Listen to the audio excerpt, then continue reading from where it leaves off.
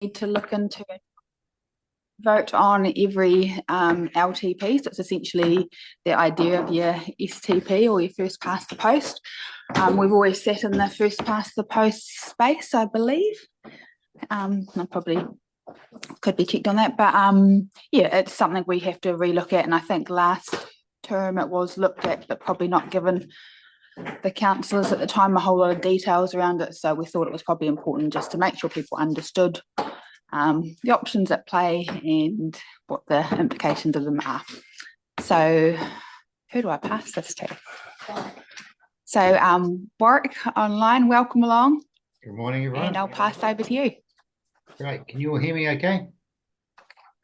Yeah, you're a little bit on the quiet side. Okay, how about now? Is that better? That's better. Thank you. All right. All right, thank you, everyone. Yes, as the Mayor said, we've got a presentation here on STV versus FPP. We do this every 3 years. In my case, we work with 47 councils, so I've been scooting around the country doing a few of these this time around, although a little bit clouded perhaps by the head start backstop process and all of that, but it is what it is. Legislation is in place at the moment, and there's been no change on that. So you're right, council does need to consider this. So we'll scoot through this presentation. It won't take too long. Happy to take questions on the go if that works, or at the end. No dramas.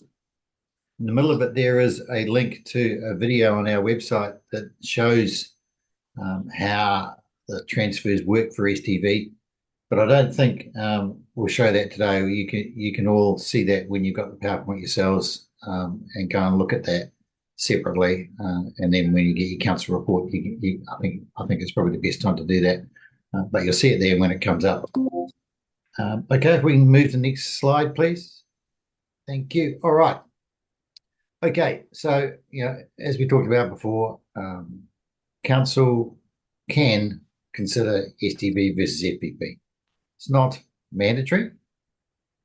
Council can do nothing. And given everything that's going on, that is a valid position. But every 3 years under the LEA at this time, before the 12th of September, 2 years out, councils can consider the electoral system.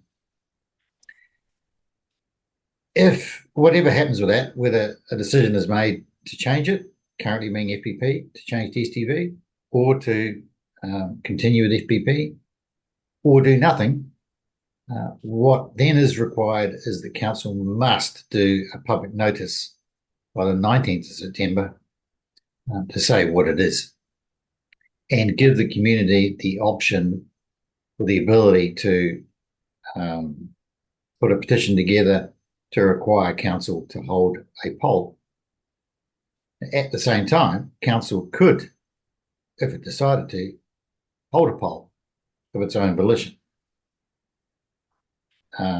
It's not something that most councils do, but can be done. The legislation is there to allow council to have a poll to ask the community to decide on the voting system for the next 2 cycles.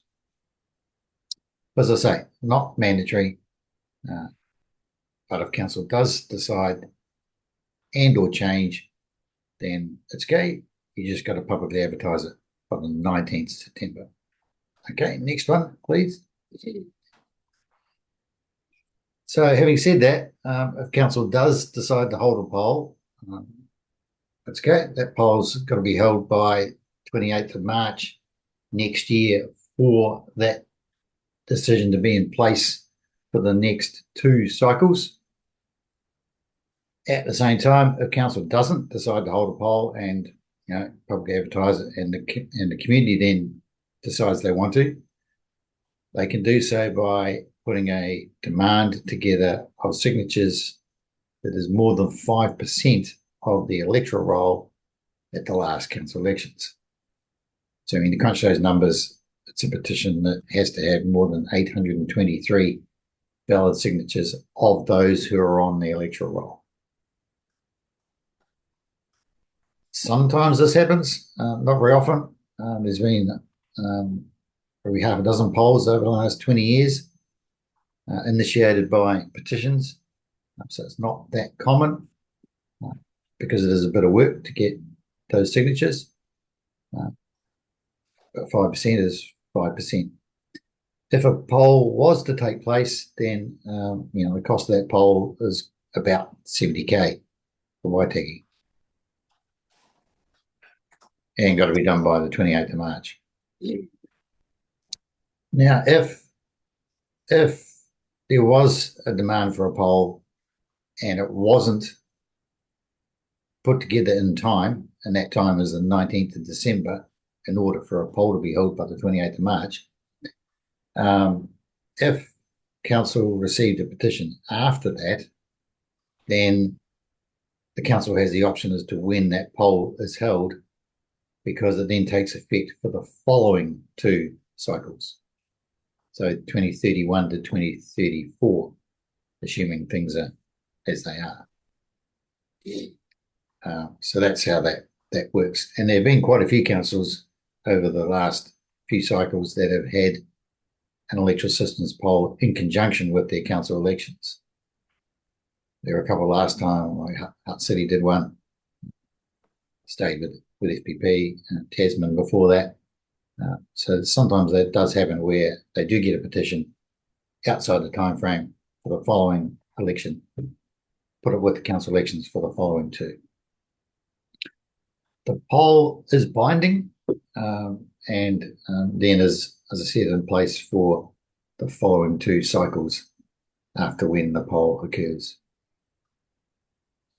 So, yeah, council decision to hold a poll if you wanted to, or initiated by 5% of the electors. Okay, next one. Okay, we'll start to get into a bit of the detail about things.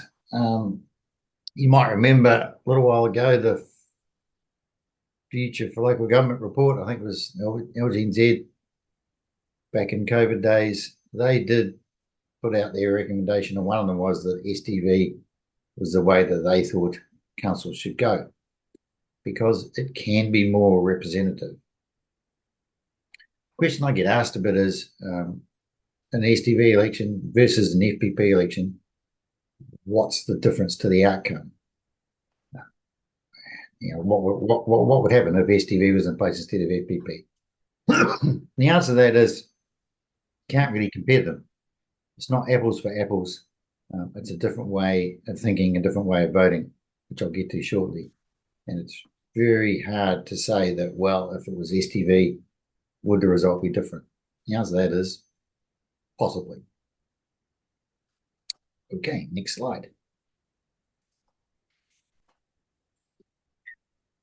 FPP, council's been using it the whole time. No dramas. We all know how it works. Use it for council elections, use it in the parliamentary elections. You get as many votes as there are positions to fill. So in your case, 1, 1, 6, 1, 2 for the numbers in the wards, and the one for the mayor. When you're voting for the mayor, you've got one tick. Away you go. When you're voting in the ward, you've got 6 in that particular ward.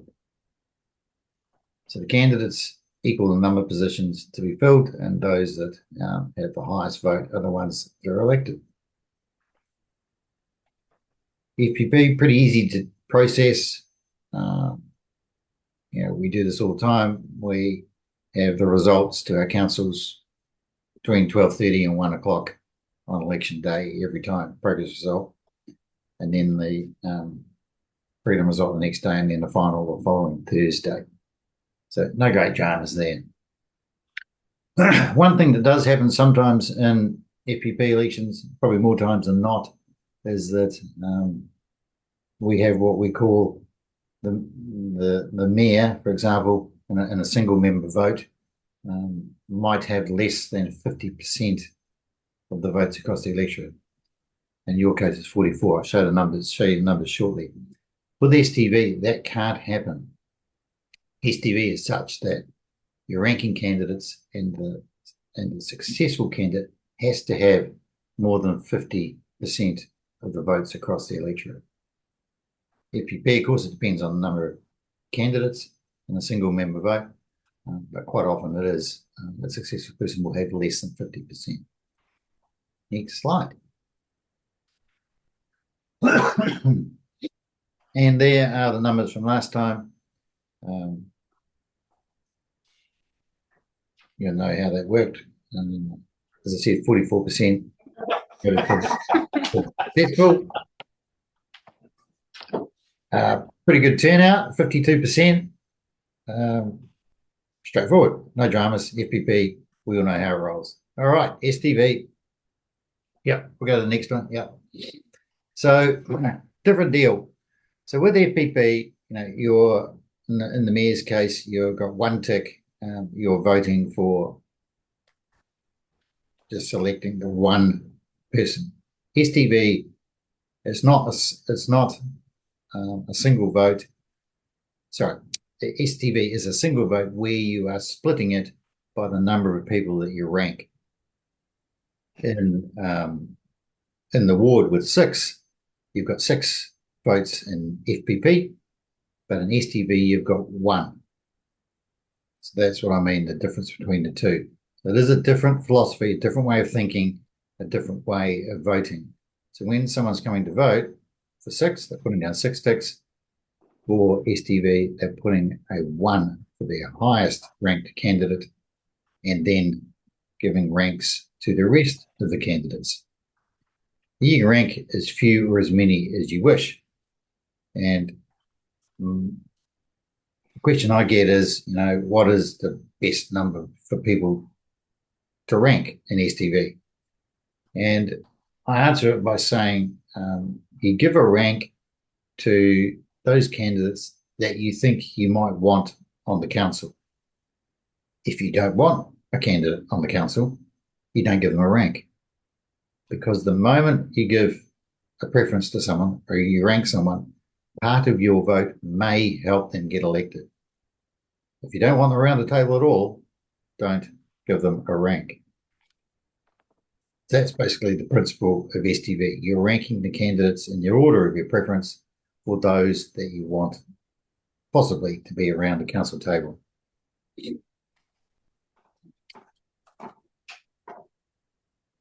Just checking if there's any questions on that one at all, councillors. That's obviously not the one we're using currently. That's right. No, we're good. Carry on. Sorry. Okay. You'll see at the link there is bottom. There's a link to an email on our page. Takes a couple of minutes to do. We can show that later, or you can have a look at it in your own time. It just gives a graphic demonstration of what happens at each iteration. So in STV, and you count the first preferences, the number 1 preference is first, and if someone hasn't reached the quota, then the bottom person drops out, their preferences are reallocated, and you keep going until you get someone or the number of candidates over the quota. All right, next one, please. The quota is the key thing in STV elections, and the quota is worked out by the number of positions to be elected and the number of votes. So in the single member election, mayoral ward, you take the number of votes, which was 8,500 and something, and you divide that by 2, so that gives you 4,200, being 50%. And then away you go, counting the first preferences and then transferring the votes until someone gets over that quota, that threshold. And as I said, in the single member votes, that means that person has more than 50% of the votes across the electorate. If on the first count, for the mayoralty, for example, a candidate gets over the 50% straight up, then that's the result. End of story. Nothing more needs to happen. No more votes are counted. But the result report will show the number of votes, number of ones that each candidate has. The STV result report is pretty straightforward. It does show the number of votes at every point in the counting process. And when you follow that through, it's easy to see how those votes transfer. Of course, Dunedin's a good example of that. Although sometimes it can get quite long and complicated. In Dunedin election for their ward for council at large, they have 14 candidates, 14 places, and they had 56 candidates. So that STV iteration report took 93 times transferring votes until it got those 14 candidates over the line. Okay, so once a process is sorted, we produce a result, we send it out with our STV councils. They normally are about an hour or so later than FPP. Because there is more data to collect. If you think about it for the mayoralty, I think we had 4 candidates there. FPP, 4 ticks, FPP, 1 tick, pretty straightforward. STV, possibly 4 rankings.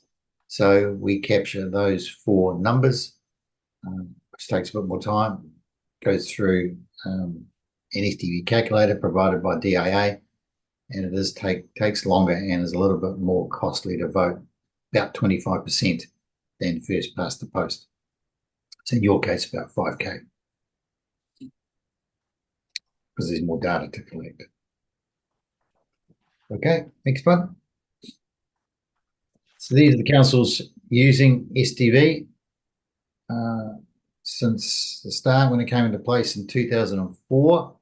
You might recall that we originally came into place out of a Labor coalition government with the Greens, who were keen on STV and put it in place for district health boards. Came into play in 2004. In some councils, those councils there in 2004 took it on at the same time. And then since then, there's been those rest that have been added, including the 2 regional councils and ORC last time.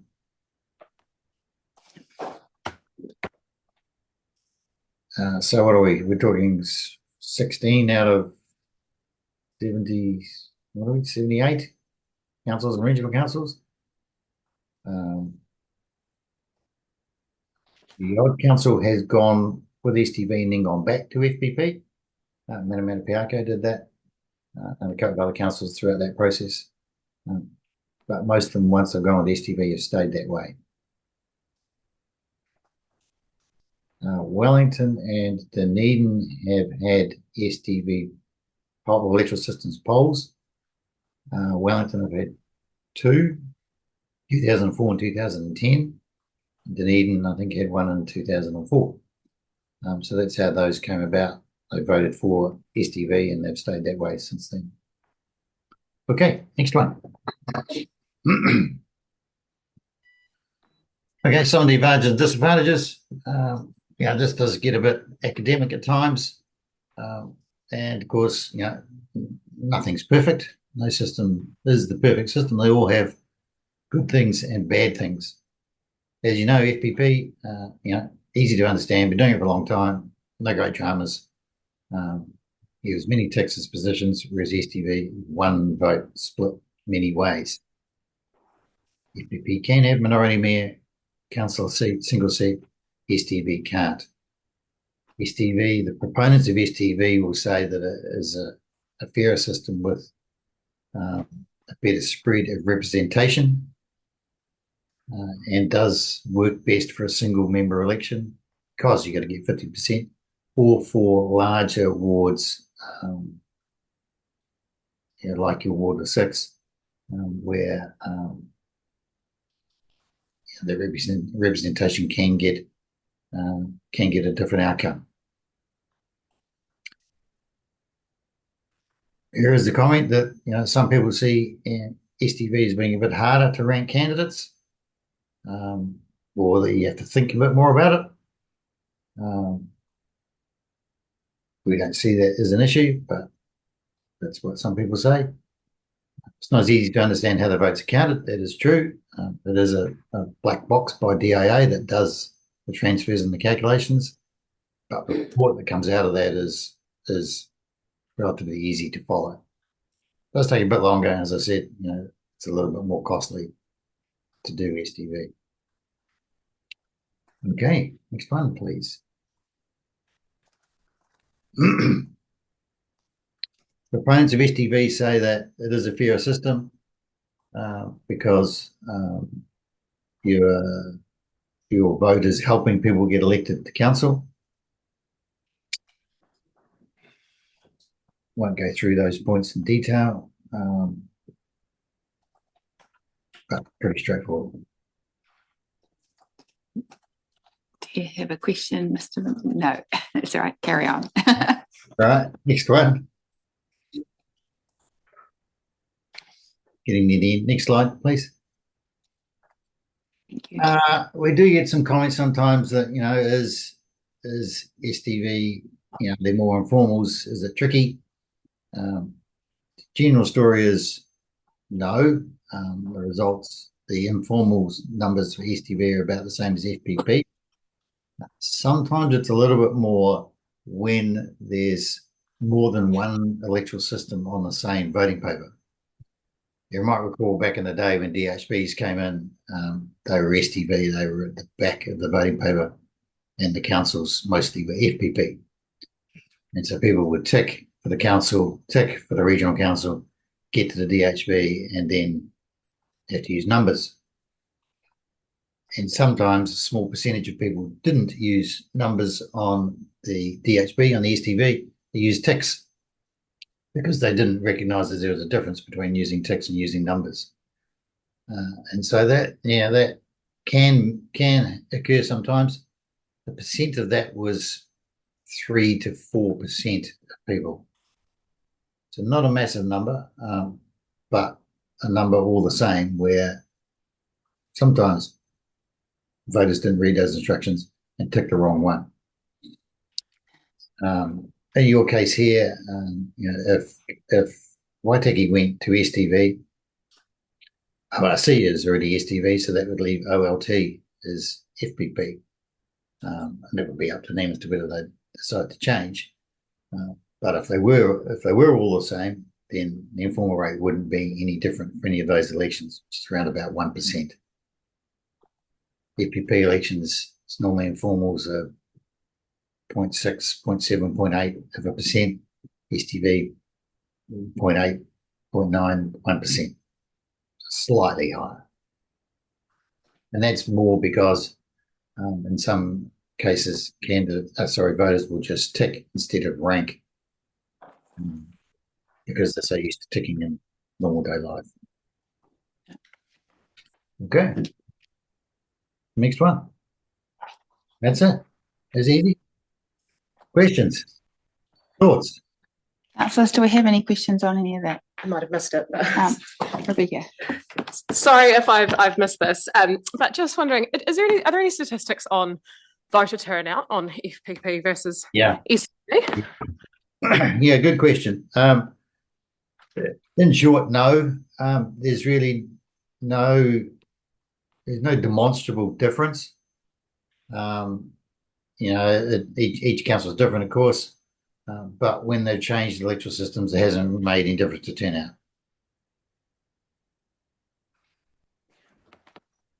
But comparatively, or just for those, with other, I guess it's hard to compare councils. Other councils will count different councils, but rather than just those who have made the transition themselves. We don't see that it makes any difference, really. The turnout's such a multi-factor thing. It depends on so many different things in the community, and we don't see that the voting method makes any difference to that. Do you find the numbers people write hard to read sometimes? Sometimes, but we have a system in place that deals with that, and it's basically captured electronically and then checked by many people, and it does. That's why it is a little bit more costly, because it takes a bit more work sometimes to sort out those preferences. But it's how the system works, and it's audited checked, balanced, and it works. Yeah. Morning, Warwick. Thank you very much for your time this morning on this. Just a question with regards to the methodology of voting, moving towards digital and the like. Is there likely to be, in your view, any challenge between an FPP or an STV voting mechanism when it potentially does move to digital? You meaning online voting? Correct. Yeah, I'd love to. Of course, we do lots of online voting, and including for STV as well. It doesn't matter online because the system automatically populates the numbers, and so it's impossible for anyone to make an informal vote online for both FPP and STV. So it doesn't make any difference in what the voting system is online. It's just purely a case of whether there will ever be online voting council elections or not. Would it be when you said before about some people getting confused about whether to put a number or a tick? Presumably, if it was that way, you wouldn't allow anything apart from a number to go in those fields. Would that sort of provide? So when it's STV online, when you go to select a candidate and you click in the box next to their name, it automatically puts the number, and the first candidate that you select puts a 1, and then when you go to the next one, it automatically puts a 2 because it knows what the number is. The rules are in place, and so you can't get it wrong. The system populates those numbers, and away it goes. Just one thing I didn't mention before is that sometimes we do see changes in STV results depending on the order of which candidates get excluded. Sometimes the STV results can change at the last minute. I've had a couple of elections, one in Pororua many years ago, where the progress result was 3.6 votes the way it was. The preliminary result then came in at 3.2 votes difference, and the final result swapped to 2.7 with the candidates around the other way. But that, FPP is the same, close is close. Things can change. It's just that in the STV, it's in fractions of votes, and sometimes those fractions can be pretty small. But that's how it works. Roger. Hi, good morning. I'm one of the officers. I'm not a councillor.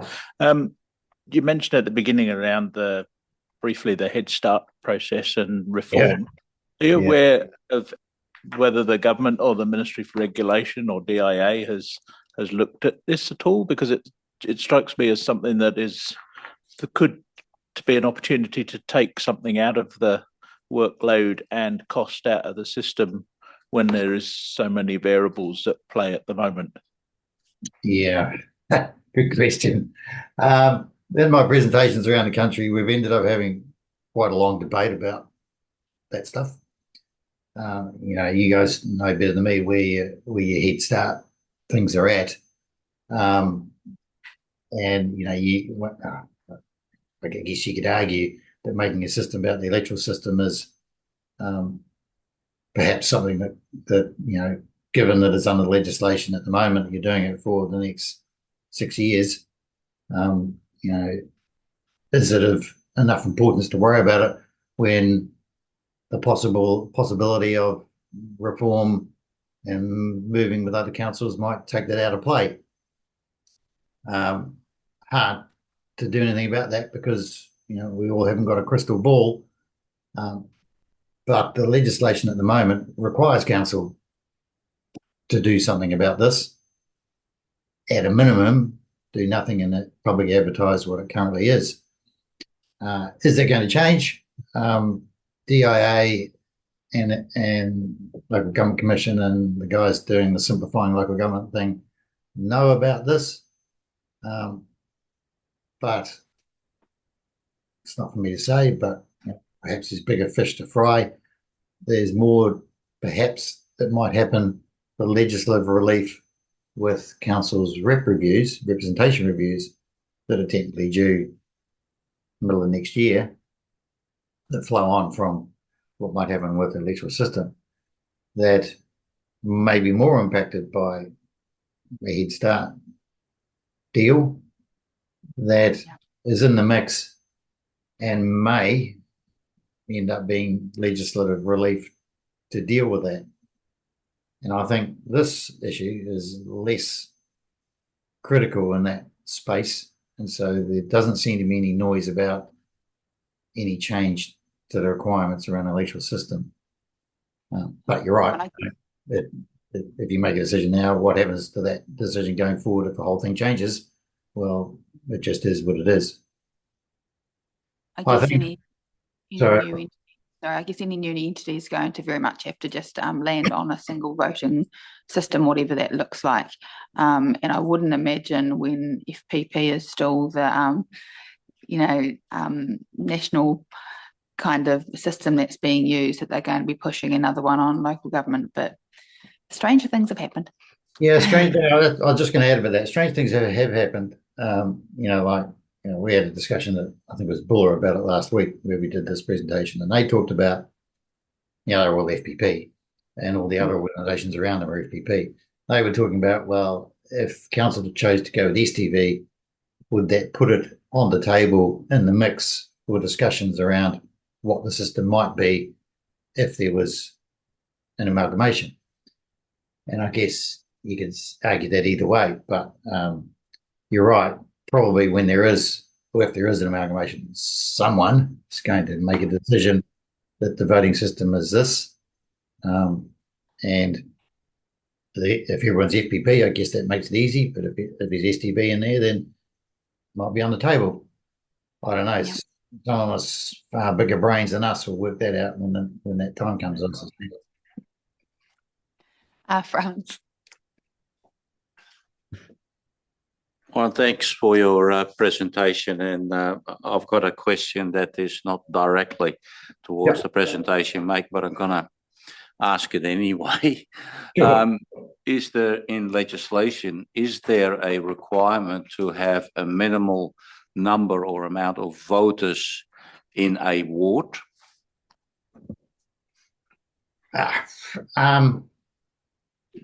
Yes, in council's representation review, it depends. Well, the answer to that is depends, because it depends on the structure that council decides. For example, if council was that large, then it doesn't matter. If it's at wards, like you've currently got, then the number of councillors per ward has to be equal, plus or minus 10% across everyone. So therefore, that then relates back to the number of voters. But there's not a minimum number of voters that can be in a ward or a community board. It's all about the community of interest and how many might be in that particular area, depending on how you then decide your representation review. So it's probably not a very good answer, but no, not a minimum number of voters, per se. Just another parameter to throw in the mix, but thank you for your answer.